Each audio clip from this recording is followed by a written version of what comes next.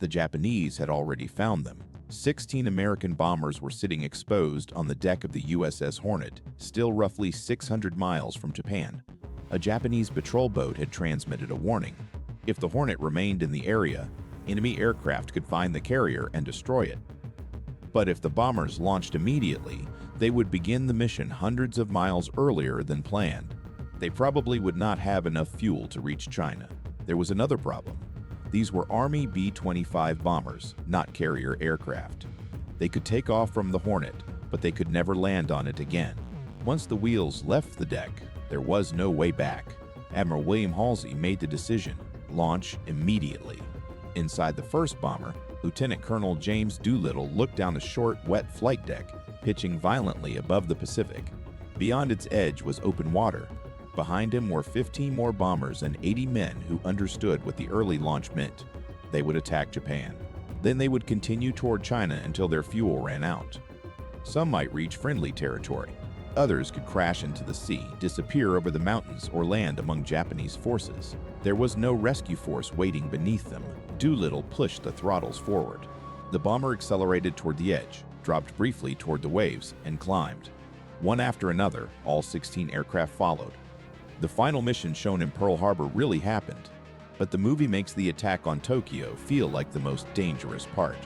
For the real Doolittle Raiders, reaching Japan was only the beginning. Before the mission ended, every one of their 16 bombers would be gone. 4 months earlier, the United States had suffered one of the greatest shocks in its history.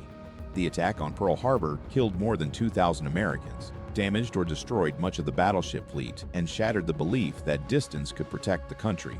Japan continued advancing across the Pacific. American forces were losing territory, and the public was receiving one piece of bad news after another. President Franklin Roosevelt wanted an answer. Not months later, as soon as possible, he wanted American bombs dropped on the Japanese homeland. But there appeared to be no way to do it. The United States had no friendly airfield close enough to Japan.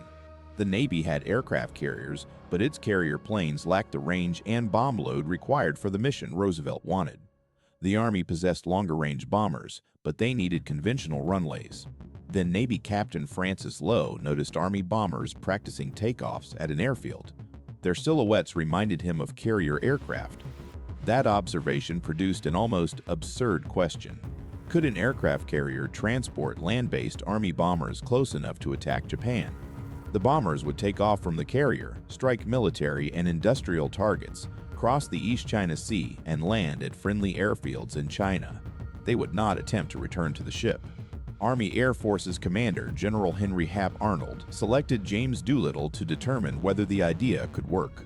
Doolittle was a celebrated test pilot, engineer, and aviation pioneer. He studied the proposal and concluded that it was possible. Possible did not mean safe. The plan required a fully loaded medium bomber to leave a carrier deck in rough seas. And even if the takeoff succeeded, no one could guarantee that the aircraft would have somewhere to land. The airmen were asked to volunteer for a dangerous assignment. They were not told the target. They were not told where they would operate. They were only warned that some of them might not return. More men volunteered than the mission required. At Eglin Field in Florida, the selected crews began practicing takeoffs inside an area marked to represent the usable length of a carrier deck.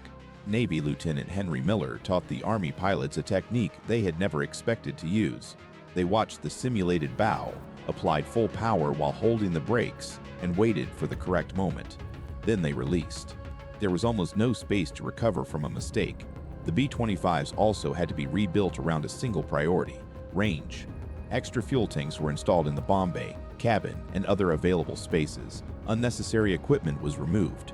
The heavy lower gun turrets were taken out. Some defensive weapons were removed as well. To make Japanese pilots believe the bombers carried rear-facing machine guns, crews installed black-painted broom handles in the tails. The secret Norded bomb sight was replaced with a simple device assembled from inexpensive metal because commanders feared the real bomb sight could fall into enemy hands. Each modification made the aircraft lighter and extended its range. It also made the bombers more vulnerable. The crews practiced low-altitude flying and studied incomplete maps of China.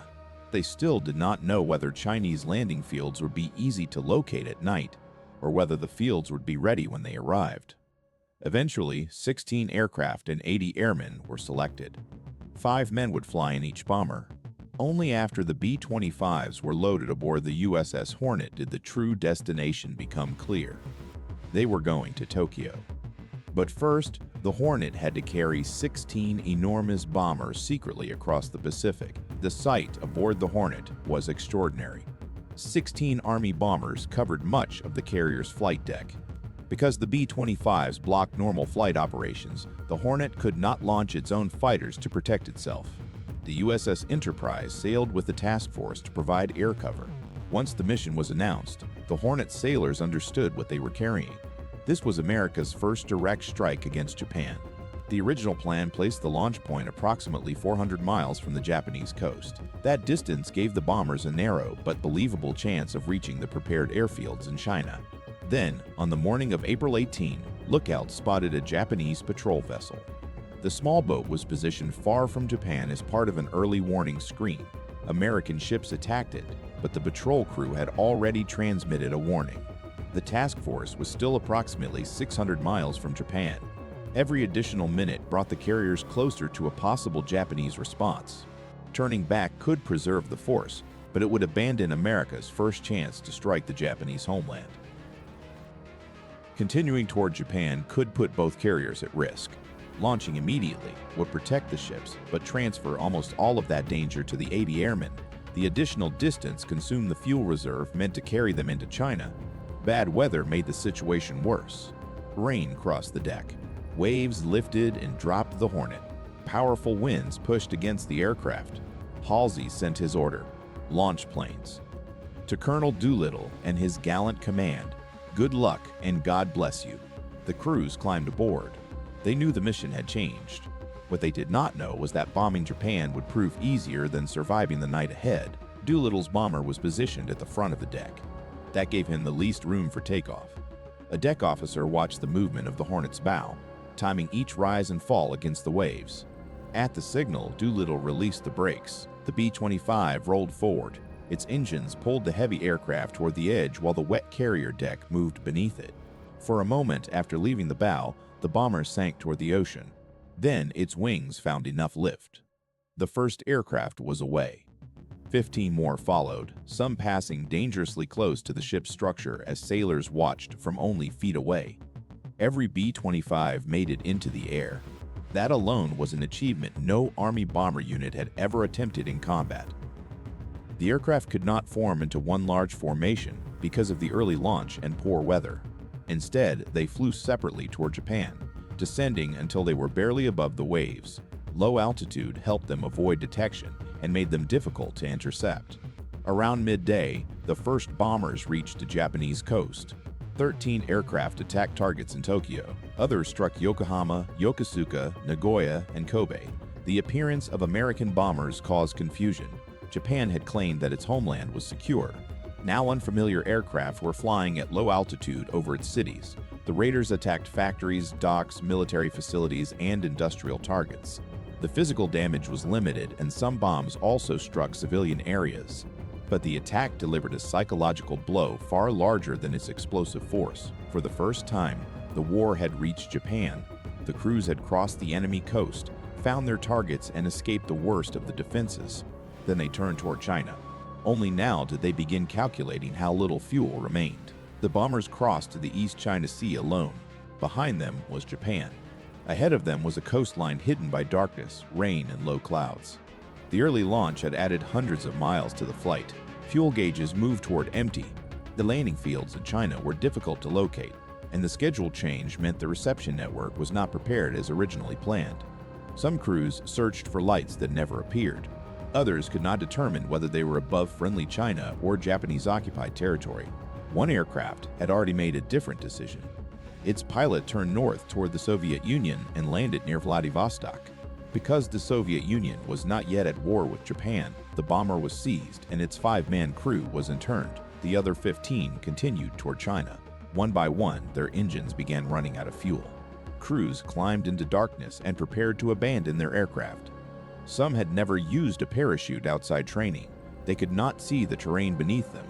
A man could land safely in a field or strike a mountain, building, or flooded riverbank.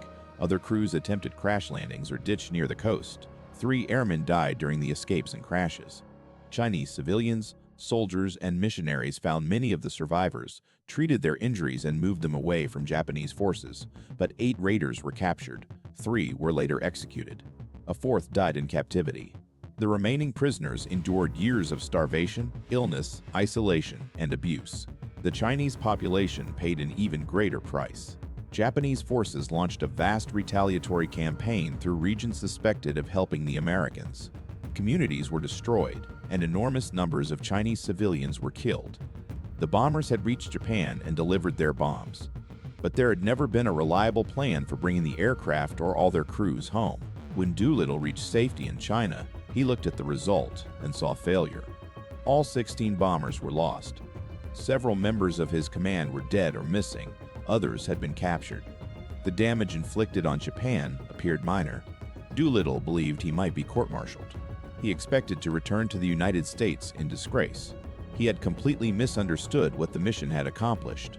After months of defeat, Americans finally received proof that their country could strike back. The raid became a national symbol long before the public knew how the bombers had reached Japan. When reporters asked President Roosevelt where the attack had originated, he answered that the aircraft had come from Shangri-La, the fictional hidden kingdom from Lost Horizon. Japan's military leadership suffered a different kind of shock. The raid exposed a vulnerability they had promised did not exist. Fighters and anti-aircraft weapons were redirected to defend the homeland. The attack also reinforced Japan's desire to extend its Pacific defensive perimeter and destroy the remaining American carriers. That strategic pressure helped lead toward the Battle of Midway, where the United States would inflict a catastrophic defeat on the Japanese carrier fleet. Instead of being court-martialed, Doolittle received the Medal of Honor and was promoted. The final mission in Pearl Harbor therefore begins with the true event. 16 American bombers really did launch from the Hornet and attack Japan. But the movie gives its fictional pilots something history denied the real raiders: a clean ending. For the 80 men aboard those aircraft, Tokyo was not the end of the mission. It was the point after which every possible route led deeper into danger. Empty fuel tanks, a storm-covered coastline, capture, execution, or a blind jump into the darkness. Every bomber was lost, but the message they carried survived. 4 months after Pearl Harbor, Japan was no longer beyond America's reach. The Doolittle Raid proved that even after Pearl Harbor, America could still strike back. If you want to discover more true stories hidden behind history's greatest war movies, subscribe to Forgotten War Stories. Another incredible story is waiting for you on screen.